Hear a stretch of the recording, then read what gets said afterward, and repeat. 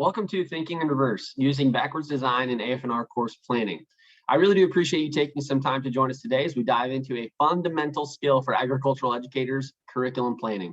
Our goal today is to challenge the way you currently approach curriculum planning and lesson design by introducing you to the process of backwards design.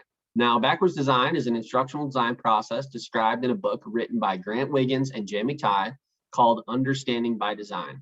If this sounds familiar to you, it may be due to a former CASE Institute or professional development opportunity, as Understanding by Design, or UBD, is one of the foundational tenets of CASE curriculum. So no promises, but if you're a fan of CASE curriculum, today's workshop may enable you to model what you like in other non-CASE courses that you teach. That being said, let's take a moment to hear about UBD from one of its authors, Jay McTighe, as he answers the question, what is Understanding by Design?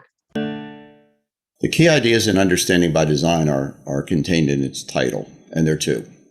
Number one, we propose that we teach and assess for understanding and transfer. And some people would say, well, of course, doesn't every teacher want their students to understand what they teach? Well, perhaps, but the devil's in the details. To say we're committed to teaching for understanding raises an immediate question. What's worth understanding in all of the content that we could teach? And this is a challenge for teachers because every subject area has so much content.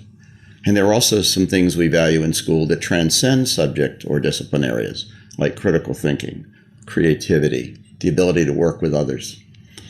So the challenge of so much that we could teach is addressed in part by saying, but what's most worth understanding? And we propose in a straightforward way that what we want students to understand are the larger transferable concepts and processes within and across subjects.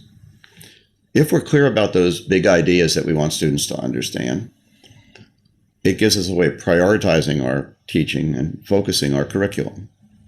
It also implies that we're going to assess for understanding, meaning just because a student knows things doesn't mean they understand it. So it suggests that our assessments include not just tests of facts or basic skills, but assessments that have students to show their understanding through transfer. Can you use what you've learned in a new situation? Can you explain it in your own words? Can you teach it to someone else? So the first part of UBD is teaching and assessing for understanding, ultimately with the goal of having kids transfer their learning. And our curriculum planning is done accordingly. The second big idea in Understanding by Design is by design. And we refer to a process that we call, quote, backward design, where we're planning backward from the end, and the end is understanding and transfer. Not covering content, not marching through textbooks, not doing fun activities only.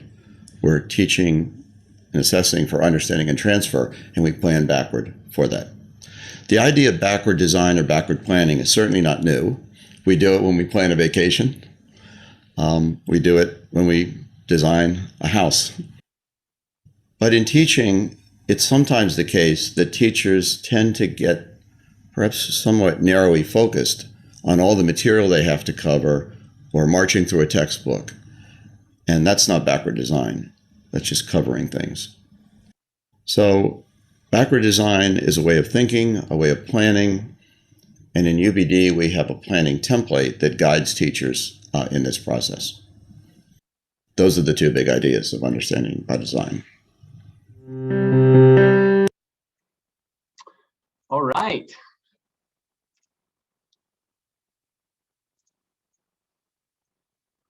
Hope that you enjoyed Jay's explanation of Understanding by Design. We will watch the second portion of that explanation as we conclude the workshop today. So you may have heard Jay refer to the backwards design process, specifically citing a template or a series of steps that can be used to implement UBD. And that's what I'm going to share with you here now to conclude this first video presentation. If you are able, these next few items would be good to jot down for future reference, although they are available on the AF&R Teacher Guide, Understanding by Design, which is available on the State Board of Education AF&R website. So there are 3 stages to the backwards design process that Jay is referring to. And within each of these stages are some guiding questions or steps that can be helpful to educators. So the 3 stages, they are 1, identify desired results. 2, determine acceptable evidence. And 3, plan learning experiences and instruction accordingly. Now, starting with that first stage, identify desired results. We may know this now as writing a learning objective or a goal for each of your lessons. And while this is certainly valuable and important, this can tend, I find, to quickly narrow our focus as a teacher or educator. Now, that may be to a lack of time or lack of intention in designing our units of instruction. But regardless, it kind of creates a dependency on that measurable standard. We're teaching just solely to that objective or goal, rather than allowing you as a teacher to consider all of the information, filter out the concepts or ideas that should take priority, and then teaching to those big ideas or foundational understandings. Now, doing this correctly is what enables students to take away the lasting knowledge we want them to have, rather than forcing us as teachers to just be content or happy with a student remembering any random bit of knowledge that they managed to retain from a class that they took with us. Now, luckily, understanding by design, as I said earlier, in each of these stages, and specifically for stage 1, provides us some questions, 3 sequential questions in this case, that help us guide ourselves through stage 1. The first question we need to ask ourselves is, what should, in this unit of instruction lesson, whatever you're designing, what should students hear, read, explore, or otherwise encounter? So big picture, what's all the information that's necessary for this particular unit of instruction that students may interact with or be exposed to in some way throughout their time during this particular module of instruction?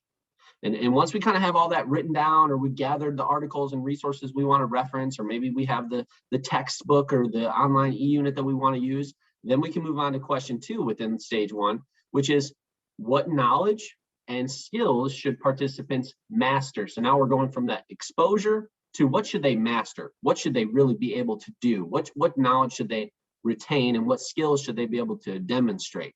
And that's what we're going to accept as that mastery component. And then once we understand that, and we have those listed out, literally written down so that we know them, we can move on to the third question, stage 1, which is, what are the big ideas and important understandings participants should retain? So in these big ideas, those are things that are going to be maybe repeated throughout the module, things that they'll revisit, or more broader concepts that you want them to take away and be able to apply in completely new scenarios. Using these 3 questions will help us prioritize learning in a meaningful way. And once skills and knowledge and those big ideas are set, we can use those as the basis for stage 2. So let's talk about stage 2. The second stage of backwards design is determining acceptable evidence. This stage enables us to consider what we as educators would consider actual or literal evidence of the student mastering the desired knowledge or skill. And as you may have heard in Jay's explanation, most of the time, the best way to see evidence of understanding is when students can take and apply knowledge and skills in new contexts, rather than simply repeating or imitating what they've seen in a familiar scenario. In this stage, we should also consider which assessment strategies best match the desired outcome.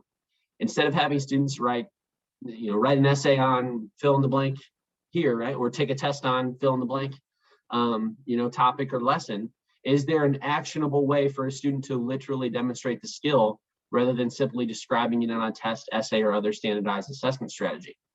Now, for stage 2, we have some more questions that will help us. Here's the 2 questions we want to consider during stage 2. 1, how will I know if a student has achieved the desired results? How will I know? What will I be able to see? What will I be able to read? What will I be able to discuss with that student? How will I know?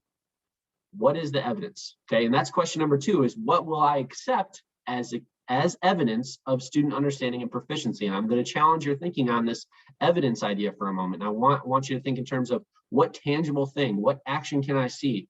What is evidence? Not just, I think that student knows that, or certainly if they were able to do this, then that means they would, understand this, but evidence of the exact thing we want them to understand or master.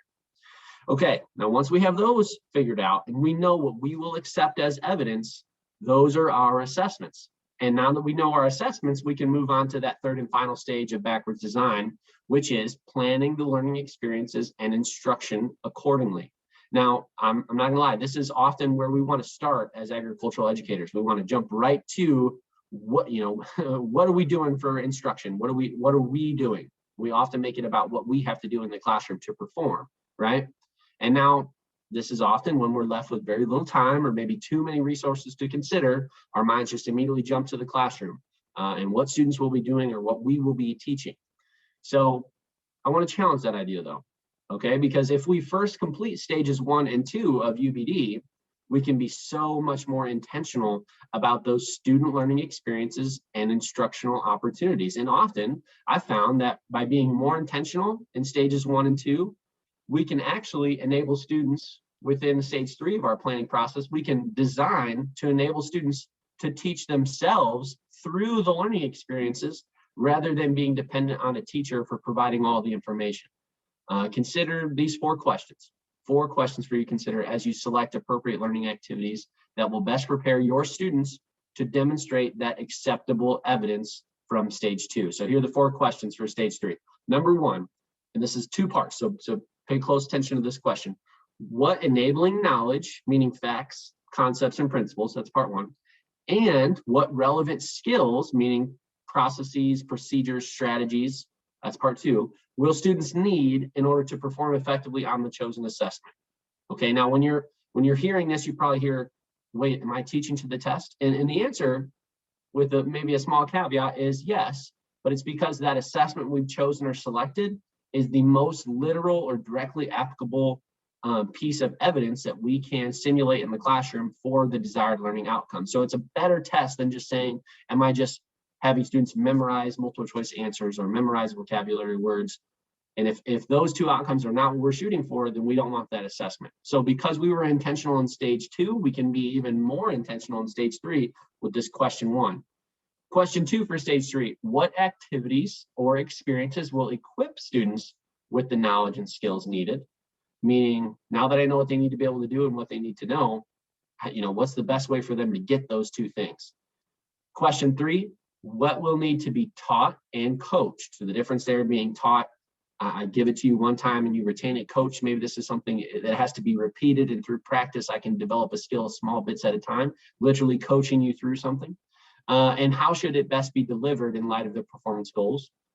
Okay, number 4 is what materials and resources are best suited to accomplish these goals?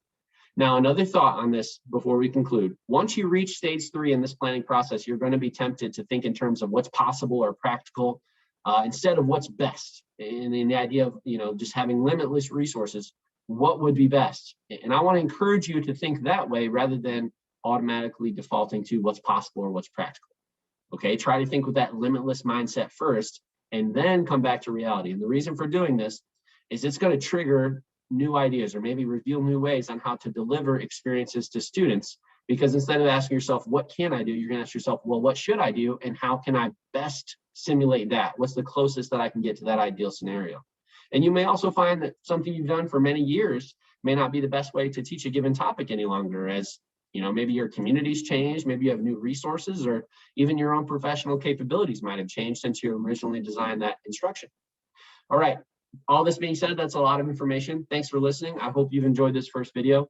Certainly the longest of any of the videos you're going to see during this particular workshop. Before you move on to module 2, take some time to discuss the following essential questions in your small group. Number 1, what challenges can teachers face when designing instructional units? Be brutally honest, there are certainly challenges. Number 2, how does your current process of designing curriculum compare to the backwards design process and the stages we just discussed? Have a good discussion, and I will see you in module 2.